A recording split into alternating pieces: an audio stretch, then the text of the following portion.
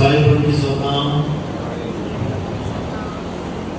तो आज दिल्ली में परमपिता परमात्मा के मूल ज्ञान का प्रचार होने जा रहा है।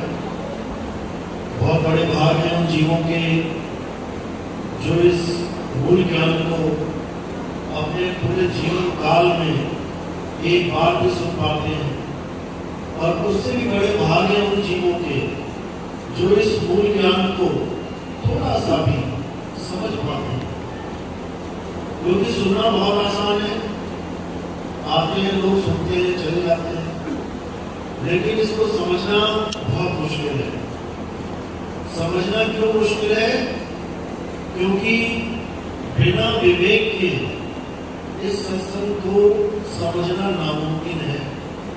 आपको समझ में ही नहीं आएगा ये बात हो क्या रही है, जा कहाँ रही है ये बात। ये तभी समझ में आता है जब परमात्मा की दया आप पे होती है, नहीं तो इसको समझना बच्चों का खेल नहीं है। बड़े बड़े संत, बड़े बड़े महात्मा बिना मूल ज्ञान के इस दुनिया से निकल लिए। सारी उम्र भक्ति तो करी, लेकिन संत भक्ति की छीन नहीं पाई। इसलिए इस ज्ञान को अच्छी तरह समझना है, और मालिक पूरी दया करेंगे, समझने में आपका पूरा सहयोग करेंगे। तो सत्संग शुरू करने से पहले परमात्मा के नाम पे जयकारा लगाना है। बोलिए परमपिता परमात्मा की, सतगुरु पंडित छोड़ कबीर साहिब की, सभी संतों की, सभी भक्तों की, आज के आनंद की, सकल मुस्को वंदनी साहिब वंदनी सतनाम। तुम्हारे कहते हैं कि अटपट ज्ञान कबीर का और झटपट रखा न जाए, और जो इसको झटपट रखे तो सब खटपट मिट जाए।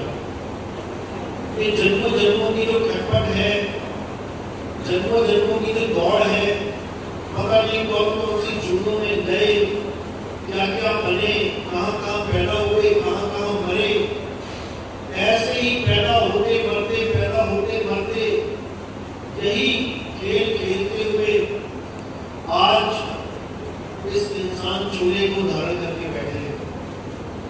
और अगर इंसान चूल्हे में भी इस खेल को खत्म नहीं कर पाए, तो मेरे भाई दोबारा से ये खेल शुरू हो जाएगा। ये आखिरी मौका है, ये इंसानी चूल्हा आखिरी दरवाजा है। अगर इस दरवाजे से पार हो गए तब तो समझो निकल गए, और अगर इस दरवाजे से नहीं निकल पाए तो वापस उन्हीं जन्मों में जाना पड़ेगा। तो वाणी कहती है, कई जन्म भर कीट पतंगा, कई जन्म गजनीन कुरंगा। कितने कितने जन्म ये कीड़े मकोड़े, आज हल्का सा मच्छर बैठता है हाथ पे, एकदम मारने के लिए कैसे उसको वेग से हाथ जाता है और वहीं पर वो धराशायी हो जाता है। ऐसे कितनी बार हम हो लिए, कितनी बार हम मच्छर बन के लोगों को काटे और उन्होंने हमें मार दिया। अनगिनत बार कीट पतंगे बने, लेकिन अब मौका मिला तो कहते हैं ये जन्म तुम्हारे लेके, अब ये जो इंसानी जन्म ले लिया है, अब इसको बर्बाद नहीं करना। बर्बाद नहीं करने का मतलब बहुत सोच समझ के, विचार करके समझना पड़ेगा कि बर्बाद होता कैसे है। अब कई लोग कहते हैं मैं तो रोज पूजा करता हूँ, सुबह दोपहर शाम 3 बार पूजा करता हूँ, मेरा जन्म तो बर्बाद नहीं हो सकता। कोई कहता मैं रोज मंदिर जाता हूँ, रोज पूजा करता हूँ, रोज जल चढ़ाता हूँ, मेरा जन्म तो बर्बाद नहीं है। कोई कहता मैं दिन रात नाम जप रहा हूँ, दिन रात मंत्र जप रहा हूँ, मेरा जन्म बर्बाद नहीं हो सकता। कोई कह रहा मैं जाके तीर्थों में नहा रहा हूँ, कुंभ नहा रहा हूँ, मैं पहाड़ की परिक्रमा कर रहा हूँ, मेरा जन्म बर्बाद नहीं हो सकता। तो मेरे भाई सबका जन्म बर्बाद हो जाएगा। ये जितने भी तरीके बताए, थोड़ी आवाज मोटी रखो, थोड़ी आवाज मोटी करो, ये जितने भी आपको तरीके बताए, ये सब इस इंसानी चोरे को बेकार करने के तरीके हैं। ये जप, ये तप, ये व्रत, ये पूजा, ये पाठ, ये तीर्थ स्नान, ये पहाड़ों की परिक्रमाएं, ये यज्ञ हवन, ये सब इंसानी चोरी को सफल नहीं कर सकते। क्योंकि साहिब कह रहे हैं, लोगों को कहां ढूंढे बंदे, मैं तो तेरे पास में। वो बिल्कुल परमात्मा हमारे पास है, लेकिन हमें उसकी खबर नहीं है, इसलिए हम भटक जाते हैं। अब हम किसी गुरु के पास जाते हैं खबर पूछने, जो मुझे नहीं पता वो गुरु बता दे। लेकिन भाई यहाँ गुरु भी बेखबर बैठे हैं, यहाँ गुरु भी गलत रास्ता बताने वाले बैठे हैं। किसी ने तुम्हें मंत्रों में उलझा दिया, किसी ने तुम्हें श्वासों में उलझा दिया, किसी ने तुम्हें नाभि में उलझा दिया, किसी ने तुम्हें नाक पे त्रिकुटी में उलझा दिया। ये सब उलझाने वाले गुरु हैं। सुलझाने वाला गुरु कौन है? जो तुम्हें तुम्हारा आत्म ज्ञान करवा दे, जो तुम्हें तुम्हारा सत्य स्वरूप रखावे, इस काया से दूर करके उस आत्मा के करीब ले जाए, वही सद्गुरु है। जो मंत्र जपवाए वो सद्गुरु नहीं है, जो मंत्र छुड़वाए वो सद्गुरु है। तो साहिब कह रहे हैं, भगत साहिब की वाणी, सोई गुरु पूरा कहावे, जो दो अक्षर का भेद बतावे, एक छुड़ावे एक लखावे, तब प्राणी निज घर को जावे। ऐसा गुरु मिल गया जिसने 52 अक्षरी मंत्रों को छुड़वा दिया, एक छुड़ावे और एक आत्म स्वरूप को लखा देवे। लखाना यानी भेद बता के पहचान करवा देना, भक्ति शुरू करवा देना, आत्मा तक सूरत को पहुंचाना, ताकि शरीर से हटके हम आत्मा हो सके। क्योंकि जब तक हम यही रहेंगे तब तक हम जन्मते मरते रहेंगे। जब तक हम अपने आप को शरीर मानेंगे हमारा जन्म और मृत्यु होता रहेगा। लेकिन जैसे ही हम शरीरों को छोड़ के आत्मा में स्थित हो गए, अब आत्मा का कभी जन्म और मरण नहीं होगा। इसी प्रकार हम भी अजन्मे ही हो जाएंगे, हैं अभी भी अजन्मे, लेकिन अपने आप को काया मान के जन्म मरण में फंसे पड़े हैं। भेद इतना ही है, जिसके लिए भेद समझ में आ जाता है वो निर्लेप हो जाता है, वो काया से जुड़ा हो जाता है। और जिसको नहीं समझ में आता वो इसी काया की आस में लगा रहता है और बार बार यही आस लगा के दोबारा से वही शरीर प्राप्त कर लेता है, 5 तत्वों का शरीर प्राप्त कर लेता है और बार बार जन्म मरण में चलता रहता है। तो साहिब कह रहे हैं कि जब तक 52 अक्षर को नहीं जाना, क्योंकि 52 अक्षर ही सबसे बड़ा रोड़ा है परमात्मा की प्राप्ति में। 52 अक्षर से खेल आसान हो जाता है। आप दुनिया में 52 अक्षरों को यूज करो तो बहुत आसान हो जाता है जीवन, लेकिन जब परमात्मा की बात आ जाती है तब यही 52 अक्षर आपको परमात्मा से न मिलने का कारण बन जाते हैं। इसलिए साहिब ने कहा 52 अक्षर जोरे आन और सकल अक्षर एक पहचान। 52 अक्षरों को जोड़ जोड़ के दुनिया भर के तंत्र मंत्र जन्म बने पड़े हैं। 52 अक्षर को जोड़ जोड़ के दुनिया भर के गुरु नाम दीक्षा दे रहे हैं। कोई 1 नाम, कोई 2 नाम, कोई 5 नाम, कोई 7 नाम, ये सारे 52 अक्षरी नाम जपवाए जा रहे हैं। और साहिब कह रहे हैं, नाम है जप में, नाम है तप में, ना एकांत निवास में, लोगों को कहां ढूंढे बंदे, मैं तो तेरे पास में। जो बिल्कुल पास है उसको हम ढूंढ नहीं पा रहे हैं, उसका नाम जपने में लगे। तो गुरु क्या करता है? तुम्हारे नाम छुड़वा देता है और आत्मज्ञान लखा देता है। जब आत्मज्ञान लग लिया तो 52 का कोई महत्व नहीं रह जाता। तो साहिब कह रहे, जो नर पड़े 52 के फेरा, सो नर जानो काल के चेला। ये काल नहीं ढूंढते, जब तक इन काल के ढूंढों को पहचान नहीं लाओगे तब तक तुम्हें दयाल का रूप समझ में नहीं आएगा। तो कह रहे, जो नर पड़े 52 के फेरा, सो नर जानो काल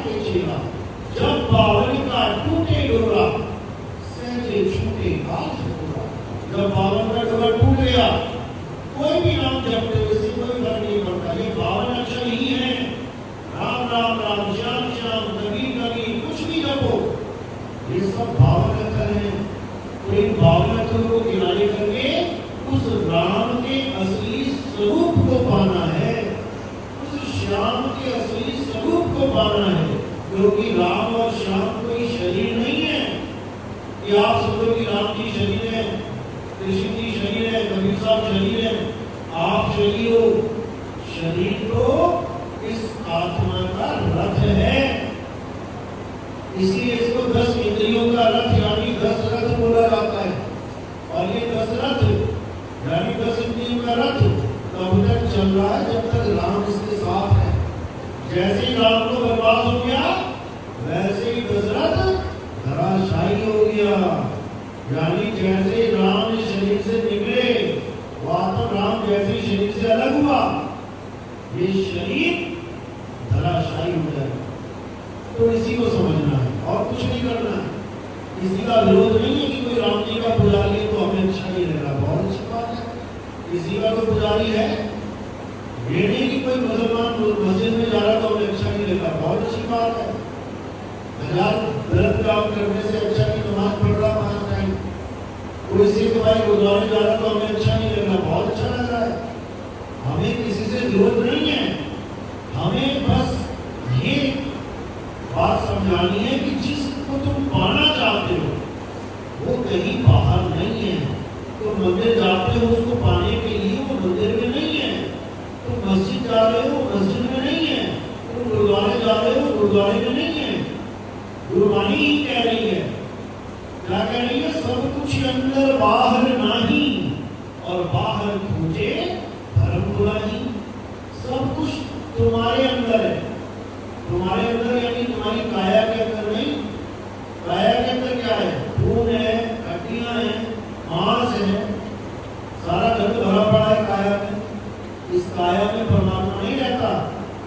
काया तो विष है, विष, लेकिन परमात्मा अमृत है। तो शायद कह रहे ये तन विष की भेलनी और गुरु अमृत की धान। शीश दिए जो गुरु मिले तो भी सस्ता जान। सिर देने के बाद भी अगर गुरु मिल जाए कहते तब भी सस्ता है, इससे सस्ता कुछ नहीं है। अगर शीश भी देना पड़ जाए और उसके बदले तुम्हें गुरु मिल जाए, तुम्हारी मुक्ति हो गई, तो समझो इसी जन्म में मुक्त हो गए। वैसे भी तो मरना ही था, वैसे कौन सा जीवित रहते। एक बार तो सिर्फ बैठना ही है, कितना बचोगे? कहते हो मुझे किसी ने बचा लिया, कब तक बचाएगा? एक दिन तो बकरे की माँ को छुरी के नीचे आना पड़ेगा। तो कहते हैं अगर शीश दिए ये शरीर गुरु के काम आ जाए तो भी सस्ता जान। तो बहुत सस्ता है कि एक ही जन्म में छूट गए। हालांकि गुरु शरीर नहीं मांगता तुम्हारा, गुरु तुम्हारा अहंकार मांगता है। इस देह का अहंकार मुझे दे दो। ये तो तुम अहंकार पाल के बैठ गए हो कि मैं एमसी हूँ, मैं डीसी हूँ, मैं प्रधानमंत्री हूँ, मैं गृह मंत्री हूँ, मैं ये हूँ, मैं वो हूँ, मैं इंजीनियर हूँ, मैं डॉक्टर हूँ। ये तो तुम औहदे का अहंकार, औहदा तो बहुत दूर की बात है, तुम देही का अहंकार नहीं छोड़ पा रहे हो कि मैं सुंदर हूँ, मैं जवान हूँ, मैं बहुत अच्छा हूँ। ये सब देह के अहंकार है। यहाँ तक कि तुम अगर कहो मैं आदमी हूँ तो ये भी अहंकार है। तुम आदमी भी नहीं हो, तुम औरत भी नहीं हो। आदमी और औरत तुम्हारी काया है जो अहंकार की वजह से ही तुम्हें मिली है। अब इस अहंकार को देह अहंकार को छोड़ के अब आत्म स्वरूप में आ जाना। जैसे ही आत्म स्वरूप में आ गए अब कोई बड़ा छोटा नहीं, सब बराबर। कोई अमीर गरीब नहीं, सब बराबर। कोई काला गोरा नहीं, सब बराबर। कोई ऊंच नीच जात वाला नहीं, सब बराबर। क्योंकि आत्म स्वरूप में आते ही सब घट मेरा साइया और सुनी सेज ना कोई। फिर क्या हो जाएगा? तुझ में राम, मुझ में राम, सब में राम समाया और सबसे कर लो प्रेम जगत में कोई नहीं बनाया, फिर समदृष्टि भाव आ जाता है। फिर आप में और हम में कोई फर्क नहीं है, सब एक समान हो जाते हैं। ये आत्मज्ञान है। लेकिन आत्मज्ञान ना होने के कारण ऊंचा नीचा बड़ा छोटा ये सब मतभेद हो जाते हैं। तो आत्मज्ञान जब हो जाएगा तो फिर सारी दृष्टि एक नजर से देखोगे। हमारे साहब कह रहे ना, गली जोग ना होई, एक दृष्टि कर सब सर जाने, जोगी कहिए सोई, गली जोग ना हुई। देखिए अमीर गरीब वाला भेद खत्म हो जाएगा।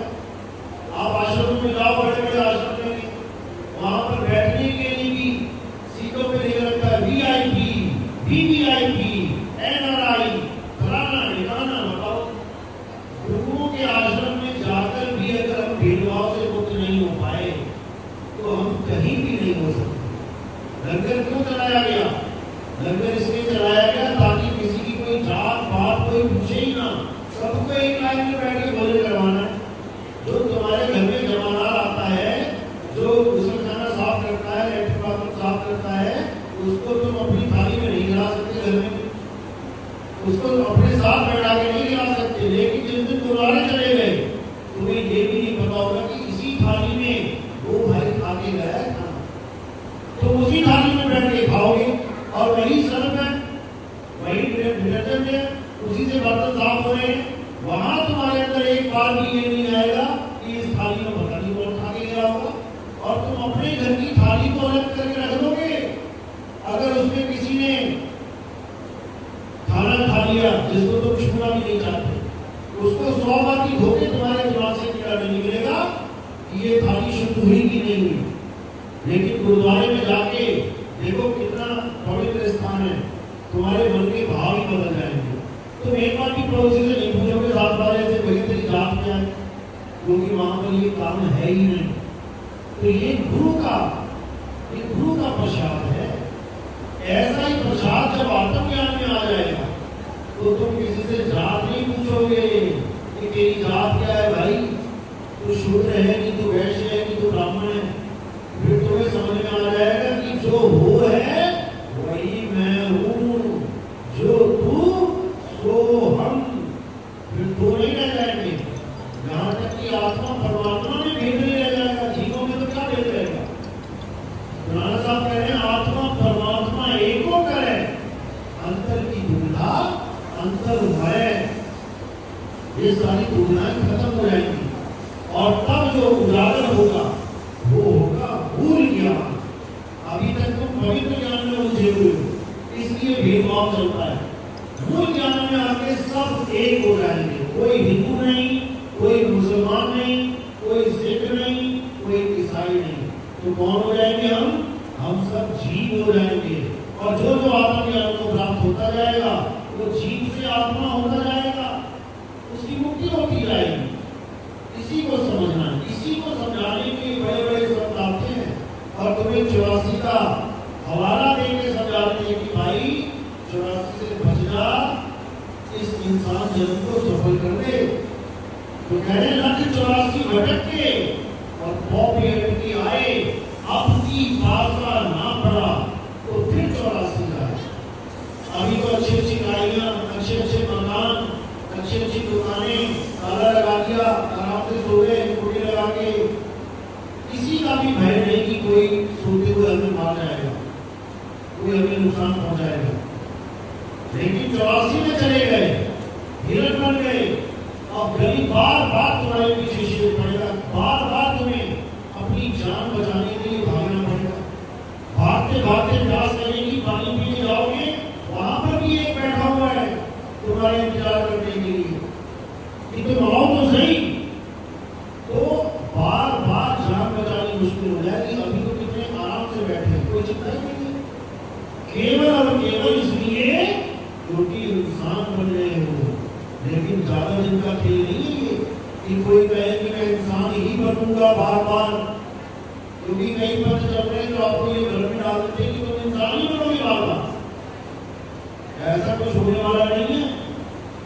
इंसानी चोरा 84 के बाद एक बार मिलता है। उस एक जन्म को भी मान के चलो कि 70 साल एवरेज है, साल से पहले पहले कितने निकल जाते हैं।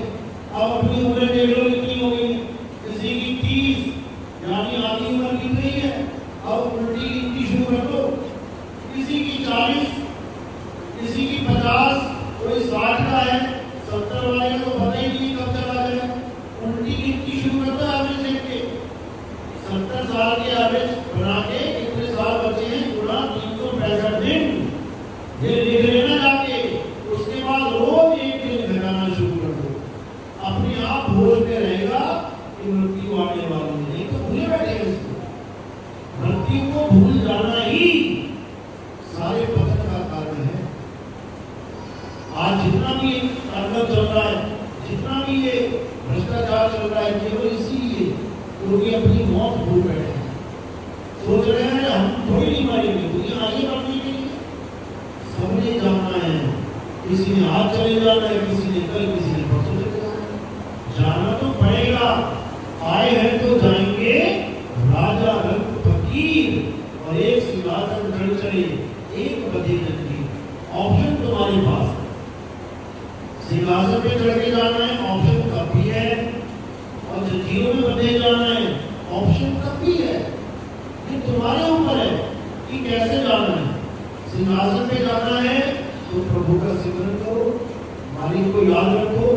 परमात्मा कहते हैं स्वयं लेने आते हैं। और अगर जंजीरों में जाना है फिर जो मर्जी करो, कोई रोकने वाला नहीं, कोई हथकड़ी नहीं लगी तुम्हारे। जाओ किसी की कहीं भी चोरियां करते रहो, ठगियां मारते रहो, कोई रोकने वाला नहीं। लेकिन हिसाब पूरा लोग होगा। जैसे तो किसी होटल में जाते हो, सामने मेनू कार्ड होता है, कहीं दीवारों पे लिखा होता है दाल कितने की, चावल कितने की, आलू सब्जी कितने की, लिखा हुआ है। तो बताते रहो, कोई पूछने वाला नहीं कि तेरी जेब में पैसे हैं कि नहीं। किसी ने पूछा क्या आज तक होटल में खाना खाने जाते हो, आज तक किसी ने पूछा कितने पैसे लेके आए हो? उनको इससे मतलब ही नहीं है कि तुम कितने आए हो, उसको ऑर्डर से मतलब है, क्या क्या दे रहे हो ऑर्डर, और वही वही तुम्हारी थाली सामने रखी जाएगी। और जब तुम खा के निकलोगे तब तुम्हें पकड़ा जाएगा, हाँ भाई कहाँ जा रहा है, 2000 बिल हो गया, अब बता क्या करना है। तो ऐसे ही यमराज तुम्हें पकड़ेगा, काल के भूत तुम्हें पकड़ेंगे, भागने नहीं देंगे कि सोचो मैं भाग जाऊंगा।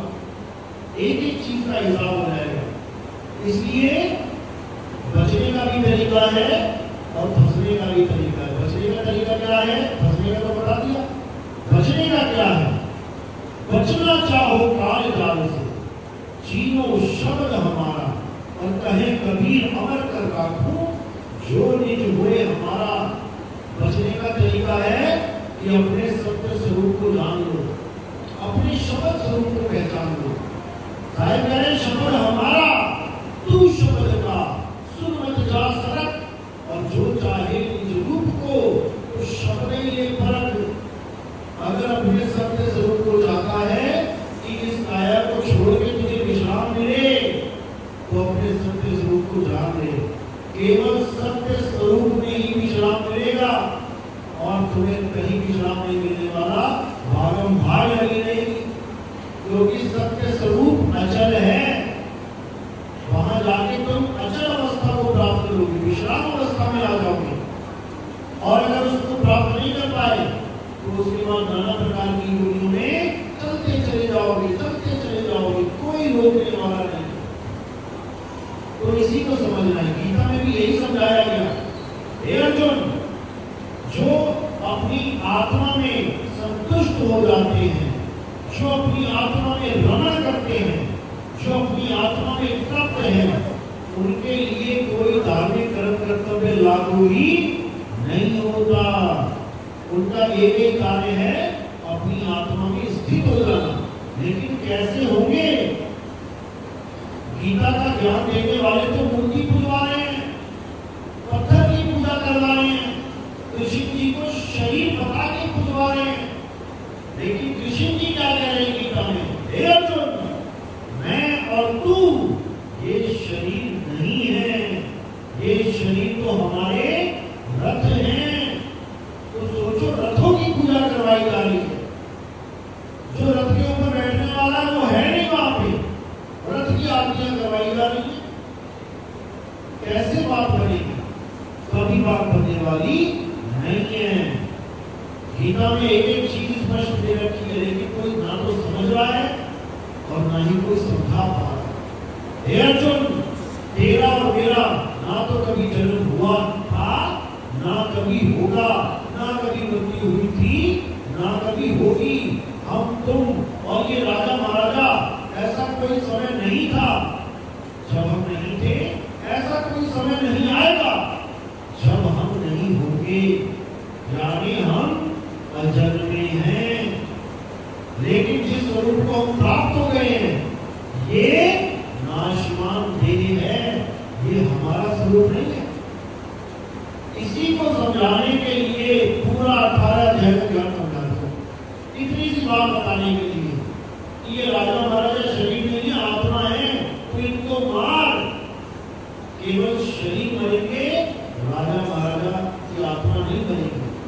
इतनी सी बात समझाने के लिए सारा खेल गीता का सुना दिया, लेकिन फिर भी समझ में नहीं आया, फिर भी समझ में नहीं आया। उसके बाद भी आप देखोगे सारा खेल खत्म हो गया गीता का।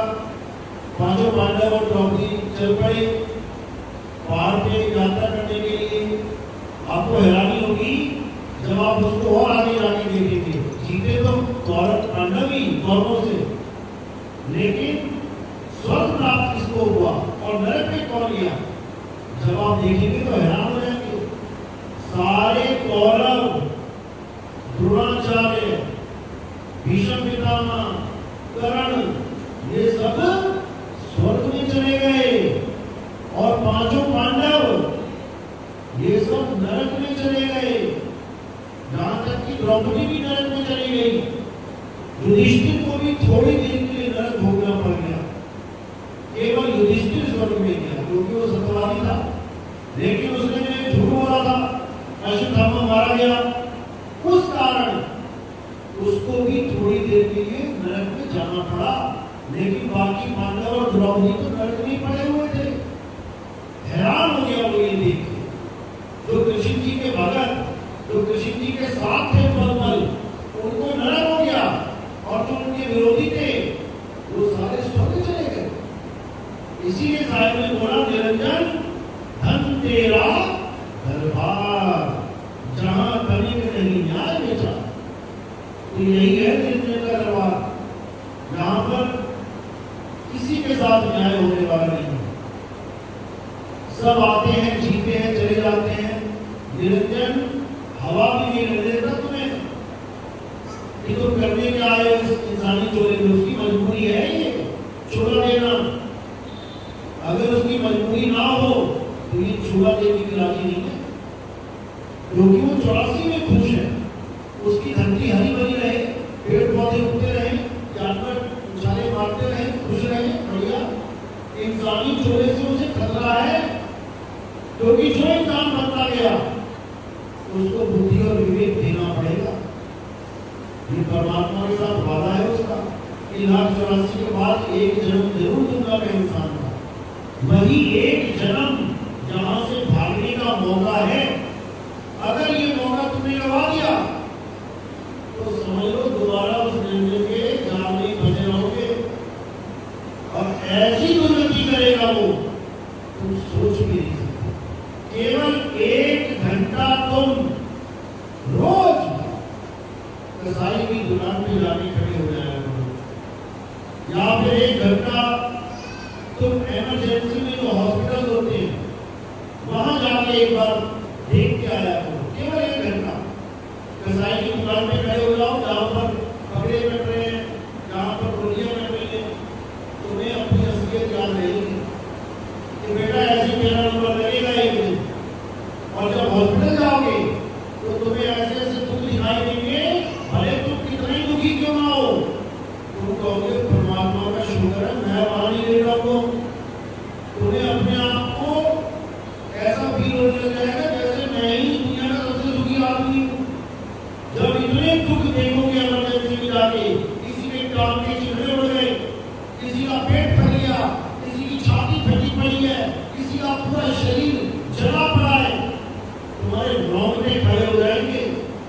तुम कहोगे भाई मैं ही दुनिया का सबसे सुखी आदमी हूँ, चाहे तुम्हें खाने को रोटी न मिल रही हो। क्योंकि ये बातें कब आती हैं? जब काया ठीक होती है, जब काया हो जाती है परेशान, जब काया हो जाती है दुखी, तो परमात्मा याद आता है। फिर ये याद नहीं आता कि मैं कितना सुंदर हूँ, मैं कितना अच्छा हूँ, मैं कितना अमीर हूँ। सारी अमीरी भूल जाता है बंदा। जैसी दोनों बेटियां भेद हो गई, सारी अमीरी की फिक्र हो जाएगी, सब भूल जाएगा। अब हॉस्पिटलों के चक्कर लगेंगे और परमात्मा को याद करेगा। इसलिए बोला पहला सुख निरोगी काया। जब तक तुम्हारी काया निरोगी है तब तक तुम्हें ये सारे दुनिया के मजे दिखाई दे रहे हैं। और जैसे ही तुम्हें पता लगता है कि मुझे कोरोना हो गया, मुझे फलाना है बेगाना हो गया, बस वही सारा मोह भंग हो जाता है। ये दुनिया तुम्हें काटने को दौड़ती है, तुम्हारे घर की दीवारें तुम्हारे पीछे पड़ जाएंगी, घर छोड़ के भागने को मन कर पड़ेगा, ऐसा हाल हो जाए। तो ऐसा हाल ना हो, उससे अच्छा है कि इस मन को स्थिर रखो। जो हो रहा है होने दो, परमात्मा जो चाहता है वही हो रहा है, इसको चलने दो, किसी को इंटरफेयर मत करो। बस तुम अपना देखो कि मेरी मुक्ति कैसे होगी। कोई क्या करता है तुम्हें क्या लेना? आज किसी के पीछे पड़ के तुम पूरा दिन बर्बाद कर देते हो। फलाने ऐसे कह दिया, फलाने वैसे कह दिया। एक एक समय, एक एक सेकंड लेके लगाना है मालिक के। दिन रात तब जाके ये बरकत मिलता है, ऐसे नहीं मिलेगा। तो सत्संग सुनना है अच्छी बात है, सत्संग पे विचार करना अच्छी बात है, लेकिन सत्य को धारण करना है। सबसे इम्पोर्टेंट बात ये है। अगर सत्य को धारण नहीं कर पाए तो फायदा नहीं कुछ भी। अनुभव ज्ञान बिना सब झूठा, झूठी हाथ लगाए, कोई फायदा नहीं होगा। इसलिए सबसे जरूरी है कि अपनी आत्मा को जानो, उसको पहचानो। काया से दूर हो जाना है, आत्मा में भ्रमण करना है। किसी के साथ कोई भेदभाव नहीं करना है, सब चक्के सब मालिक के बच्चे हैं। लेकिन हाँ, धोखे से जरूर बचना है। सब मालिक के बच्चे हैं, लेकिन मन के गुलाम भी हुए पड़े हैं। पता लगा तुम्हारा पर्स चोरी करेगा और तुम खड़े हो रहे हो, घर भी नहीं पहुंच पा रहे हो, सावधान भी रहना है। क्योंकि मालिक के बच्चे भी हैं, लेकिन बीच में काल के भूत भी हैं, शैतान भी हैं, उनसे सावधान भी रहना है। लेकिन जब भक्ति की बात आती है तब कोई छोटा बड़ा नहीं, कोई ऊंचा नीचा नहीं, सब एक समान। तो इसी को सब साइंस समझा रहे हैं कि आत्मज्ञान बिना न भटके, कभी काबा कभी काशी पाना। तो सब चाहते हैं परमात्मा को, लेकिन तरीका गलत है।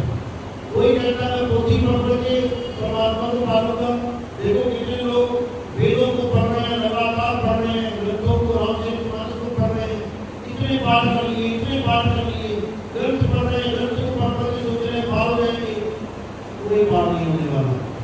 कोई लगातार सीताराम का नाम जप रहा है, लगातार कोई मंदिर ऐसे हैं जहाँ लगातार चलता रहता है, वो सोच रहे हम पार हो जाएंगे। कोई पार नहीं होने वाला। पार तब तक नहीं होगे जब तक आत्मज्ञान को नहीं जानोगे। और आत्मज्ञान क्या है? अपना ज्ञान, खुद का ज्ञान। आत्म कथा खुद की कथा, किसी और की नहीं। आत्मरक्षा खुद की रक्षा, किसी और की नहीं। आत्महत्या खुद की हत्या, किसी और की नहीं। आत्म कल्याण खुद का कल्याण, किसी और का नहीं। इसी प्रकार आत्मज्ञान खुद का ज्ञान, किसी और का नहीं। कि तुम्हें कोई और नाम बता दिया गुरु जी ने, तुम उसी नामों को जप रहे हो, किसी का नाम नहीं जपना। और जो तुम जप रहे हो दिन रात, उसको यहाँ छुड़वा दिया जाएगा। कैसे छुड़वाएंगे? मैं कहता हूँ जो भी तो नाम जप रहे हो उसको छोड़ दो, छूट जाएगा क्या? नहीं छूटेगा, क्योंकि तुम्हारे अंदर बस चुका है वो नाम। जो निरंजनों का राजकार सो हम सतनाम दिन रात चल रहा है। कलियम हरियम शरियम सोम दिन रात चल रहा है। ओम तत्सत दिन रात चल रहा है। हरे कृष्ण हरे राम हरे कृष्ण दिन रात चल रहा है। तुम्हारी जीभ नहीं भी घूम रही है, तब भी तुम्हारे तुम्हारे अंदर उन नामों की माला घूम रही है। अब कैसे छूटेगी ये? इसका एक ही तरीका है, जैसे लोहे को लोहा काटता है। अब तुम्हें पाइप काटनी लोहे की, किससे काटोगे? कागज लेके आओगे, लकड़ी लेके आओगे, प्लास्टिक लेके आओगे, क्या लेके आओगे? लोहे की आली लानी पड़ेगी। सीमेंट की आली बना के काट के दिखा देना लोहे को, नहीं काट पाओगे। सीमेंट मजबूत होता है लेकिन लोहे को नहीं काट पाएगा। लोहे को काटने के लिए लोहे की आली चाहिए। अब तुम्हें सांप ने काट लिया, अब तो तुम्हें सांप की काटने की दवाई दी जाएगी, वो भी सांप के जहर से बनी होगी, तो जहर को जहर काटेगा। इसी प्रकार से तुम्हारे अंदर 52 अक्षर बार बार घूम रहे हैं, उन 52 को काटने के लिए 52 ही दिए जाएंगे। जब हम 52 देंगे तो तुम अपने वाले 52 को भूलोगे, छोड़ोगे, और हमारे 52 वालों को जपोगे, तो तुम्हारे वाले 52 धीरे धीरे धीरे धीरे तुम्हारे अंतर मन से डिलीट हो जाएंगे, मिट जाएंगे। ये 52 का डोरा टूट जाएगा। उसके बाद इस ध्यान को, जो तुम्हारा ध्यान संसार में फंसा है, इस ध्यान को काटने के लिए तुम्हें ध्यान विदेही दिया जाएगा। दूसरी दीक्षा कौन सी होती है? ध्यान विदेही। पहली दीक्षा कौन सी हुई? 52 अक्षरी, जिसको साहिब ने बोला है, प्रथमे शिष्य होवन जो आई, ताको पान देव तुम भाई। पान यानी चना व्रत और 52 अक्षरी नाम देके आपको भेज दिया जाएगा। जब देखो तुम दृढ़ता ज्ञाना, ताको कहो शब्द परवान। जब तुम खूब सत्संग सुन के विवेकी बन के आओगे और तुम्हारी परीक्षा होगी, दूसरी दीक्षा से पहले परीक्षा होगी कि तुमने सही से सुने कि नहीं सुने, ज्ञान समझ में आया कि नहीं आया।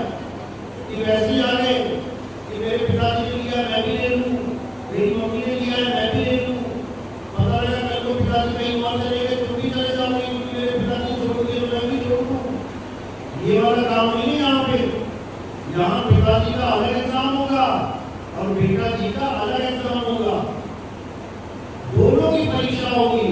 क्या पता पिता फेल हो गया बेटा पास हो गया, ऐसा भी हो सकता है। तो जब दूसरी दीक्षा होगी तब आपकी परीक्षा होगी छोटी सी, उसमें जो लोग पास होंगे उनको ध्यान विदेही मिलेगा।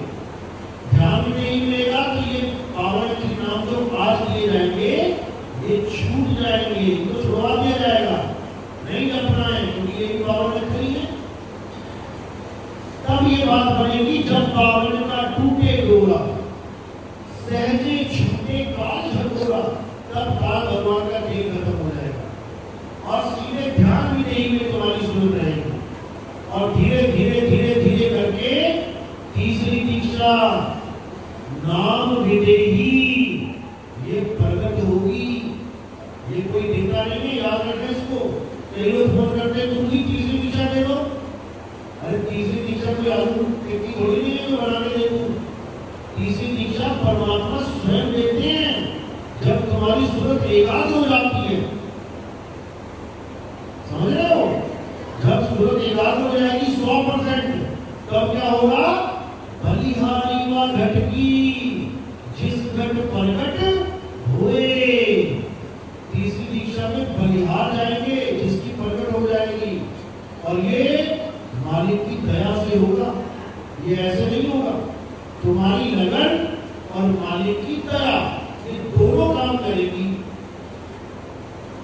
और कहोगी गुरुजी नाम तो एक किया था पर मैं सिमरन नहीं कर पाता, मेरा सारा ध्यान बीवी बच्चों में रहता है, नौकरी में रहता है, तो भैया समय लगेगा, फिर समय लगेगा, क्योंकि सूरत को एकाग्र करना है। जब तक तुम संसार को सत्य मानोगे तुम्हारा सारा ध्यान संसार में रहेगा। अब कितने सपने देखे तुमने? पूरा दिन में तुम एक बार भी सपने की तरफ नहीं सोचते कि मैंने कौन सा सपना देखा था कल और कौन सा देखा परसों, कौन सा देखा नरसों। बचपन में कितने देखे, जवानी में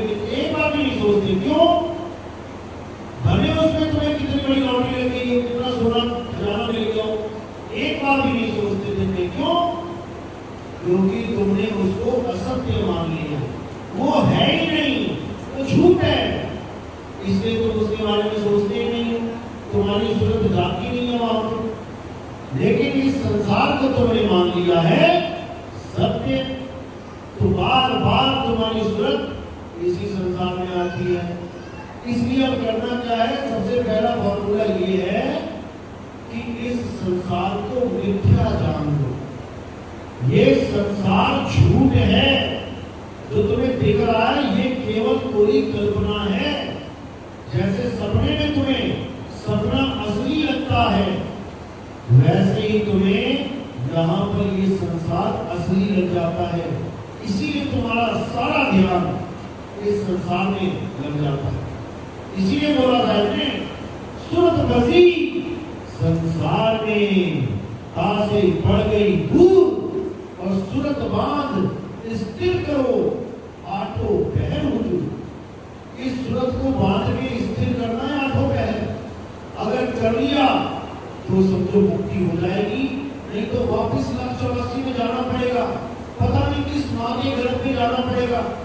आज तो कितनी सुंदर माँ मिली है, देखने में कितनी अच्छी है, क्यों? इंसान है। उसी माँ की वजह से तुम्हें 2 पैर 2 हाथ कितनी सुंदर शक्ल मिल गई। अगर तुम्हारी माँ के 4 पैर होते, मान के चलो तुम किसी कुतिया के गर्भ में चले जाते, किसी घोड़ी के गर्भ में चले जाते, किसी हथनी के गर्भ में चले जाते, तो तुम भी 4 टांगे लेके निकले होते। तो शुक्र मनाओ कि परमात्मा ने मौका दिया कि तुम्हें इंसान जन्म दे दिया। किसी कुत्ते के पास जाके देखो बेचारा क्या करे, बना लिया कुत्ता, क्या करे? पूछ इलाका घूम रहा है, गलियों में मारा घूम रहा है, एक गली में दूसरी गली में जाता है, 10 इंजेक्शन लगवाता है, आपको की इंजेक्शन लगते, क्या करे? किसी गाय के पास जाके देखो, आंखों में से धार बह रही है, रोने के अलावा क्या करे? उसको तो पता भी नहीं गाय बन कैसे गई। देखो 184 को कैसे बेचारे भटक रहे हैं, उनको तो पता भी नहीं हम कैसे बन जा रहे हैं, ये कौन बना दे रहा है हमें। अपने आप को सोचो कैसे इंसान बन गया मैं। ये माया का खतरनाक जाल है, और ये माया का जाल तब टूटेगा जब तुम आत्म स्वरूप को स्थित हो जाओ, आत्म स्वरूप को प्राप्त कर लोगे, तब माया तुम्हें भरमा नहीं पाएगी। कैसे मिलता है ये शरीर पता है? जैसे तुम्हारा अंत समय आएगा, अब तुम्हारा एक ही लक्ष्य होगा कि मैं नाम करूं, यानी सारा ध्यान इस शरीर में लगा लो। उसके बाद तुम्हें तरह तरह के चित्र दिखाए जाएंगे कि बेटा शरीर छोड़ना पड़ेगा, शरीर तो छोड़ना ही है, ये कुत्ते का शरीर है, चाहिए क्या? ये बिल्ली का शरीर है, चाहिए क्या? तुम्हारे सामने इतने चित्र आ जाएंगे और फिर तुम्ही से उसमें चुनवा दिया जाएगा कि भैया चुन ले क्या चाहिए। अपने संस्कारों के द्वारा होता है कि अगले संस्कारों के तो 84 लाख को मना कर दो, नहीं चाहिए। और अगर संस्कार कैसे हैं, बकरी खा ली, मुर्गी खा ली, तो फिर 84 में चले जाओ। जिसका ध्यान करोगे, जो भी अंत समय में ध्यान में आ गया, उसी में जाना पड़ेगा। ऐसे मिलती है 84। लेकिन जब तुम आत्म स्वरूप में आ गए, तो तुमने इस शरीर को ही मना कर दिया, इस काया से जीते जी पीछा छुड़ा लिया, इसको जीते जी रिजेक्ट मार दिया कि ये भी नहीं चाहिए, आत्म स्वरूप चाहिए। अब तुम्हें कौन फरमाएगा? अब तुम्हारे संस्कार इतने हाई लेवल के हो गए कि अब कोई शरीर तुम्हें भरमा ही नहीं सकता। ये सारा खेल संस्कारों का होता है। ठेला लगा सड़क के किनारे, देखो जहाँ बैठो, देखो कौन आएगा वहां, कोई रिक्शे वाला आ गया, कोई छोटी मोटी नौकरी वाला आ गया, तुम्हें उस ठेले पे कभी ऑडी से निकल के कोई इंजीनियर, डॉक्टर या कोई मंत्री उस ठेले पे वहां पर गंदी संदी कुर्सियां पड़ी हैं, उस पर बैठ के खाना खाता नहीं दिखाई देगा। वो कहाँ जाएंगे? बड़े बड़े होटल्स में, बैठ रहे हैं, जहाँ पर 1000-1000 रुपए की थाली होती है खाने की, 500-500 रुपए की चाय मिलती है, उनके संस्कार उनको वहां लेके जा रहे हैं। इसी प्रकार हमारे संस्कार हमें दूध देता है। अगर हमें ऐसा दूध मिल गया जो कह रहा है कि काली माता को बकरा चढ़ाना है, ना बेटा बकरा, ऐसे भी बैठे, तो हमारे संस्कार उसने तमोगुणी कर दिए, इतने लो लेवल की कर दिए कि अब हमें जरासी से बचा नहीं सकता कोई। अब ऐसा दूध मिला जो हमें सात्विक बना रहा है, तो उसने हमारे संस्कारों को और ऊपर उठा दिया। लेकिन अपनी देह की आस लगवा दी कि बेटा मैं लेके आऊंगा, फिर उसने तुम्हें देह में फंसा दिया। अब एक दूध तुम्हें ऐसा मिला जो कहता है बेटा आत्मा को जानना है, शरीर को रिजेक्ट मारना है, किसी शरीर की आस नहीं लगानी है, आत्मा को ही, उस अविनाशी को ही अपने चिंतन में रखना है। मनुष्य के शरीर को भी रिजेक्ट मार देना है। अंत में गुरु का रूप भी आ जाता है, अगर यानी मनुष्य का शरीर भी आ जाता है, तब भी तुमने आसक्त नहीं होना उसमें, उसको रिजेक्ट मार देना है। अगर तुमने उसमें आसक्त हो गए तो तुम्हें वापस इंसान की जगह मिल जाएगा। याद रखना इस बात को। तो इसी को साहिब समझा रहे हैं, नाना साहब की वाणी है, मानुष की तू प्रीति त्याग, अविनाशी तू मन में राग। यानी गुरु को मनुष्य मत समझ लेना। लोगों ने गुरु को आदमी समझ लिया, इसीलिए आदमी के शरीर से प्रेम हो गया। गुरु को अविनाशी आत्मदेव समझना है। वो अविनाशी आत्मदेव है जो तुम्हें ज्ञान दे रहा है। शरीर क्या ज्ञान देगा? शरीर तो एक माध्यम है। कार क्या चलेगी? कार तो एक माध्यम है। कार में बैठ के कोई गुरु आ रहा है तो कार गुरु नहीं है, कार एक माध्यम है। काया में बैठ के कोई ज्ञान दे रहा है तो काया गुरु नहीं है, शब्द गुरु है। इसी को कबीर साहब ने बोला, शब्द सबन का गुरु है और काया का गुरु काये। भक्ति करो नित्य शब्द की, सतगुरु ये समझाए।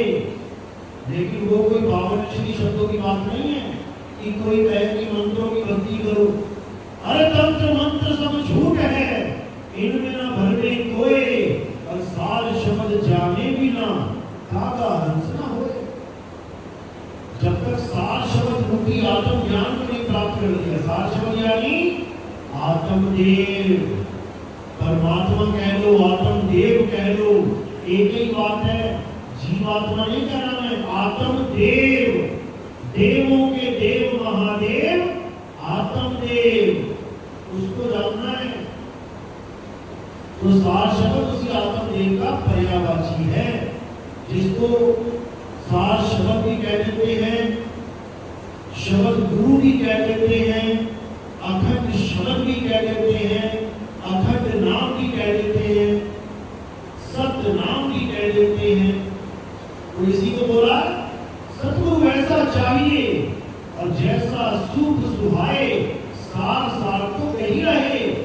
यानी आत्मा आत्मा तो कही रहे और थोथा दे उड़ाए। थोथा क्या है? ये काया थोथा, ये माया थोथा, ये मंत्र थोथे, पूजा पाठ मंदिर मस्जिद ये सब थोथे। इसको तुम्हारे दिमाग से निकाल देंगे और केवल आत्मा का ज्ञान तुम्हें समझा देंगे। जिसके लिए गीता में भी अध्याय 34वां श्लोक क्या बोलता है? हे अर्जुन, जो ज्ञान मैं तुम्हें समझा रहा हूं, इस ज्ञान को प्राप्त करने के लिए यानी प्रैक्टिकल के लिए तुम ऐसे गुरु की शरण में जाओ जिसने आत्मा के ज्ञान को जान लिया है, जो आत्मा को अनुभव कर चुका है। वही तुम्हें तुम्हारी आत्मा का अनुभव करवा सकता है, वही सारे धर्म तोड़ के सत्य से जोड़ सकता है। नहीं तो जो गुरु अपने आप को देह मान में बैठा है वो तुम्हें भी कभी आत्मा नहीं बना सकता, वो तुम्हें भी देह ही बना देगा। जो अपने आप को आदमी बैठा है वो तुम्हें आदमी और औरती बनाएगा, आत्मा नहीं बना सकता। आत्मा वो बनाएगा कि मैं शरीर नहीं हूं, मैं शब्द हूं।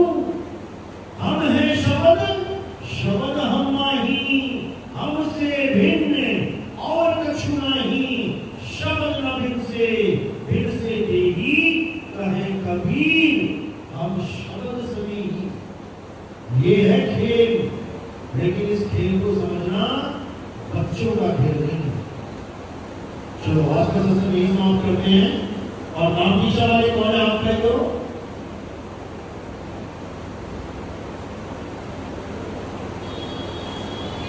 कहां से नाम लिया था आपने पहले? भिवानी से। कौन से गुरु जी थे पहले आपके?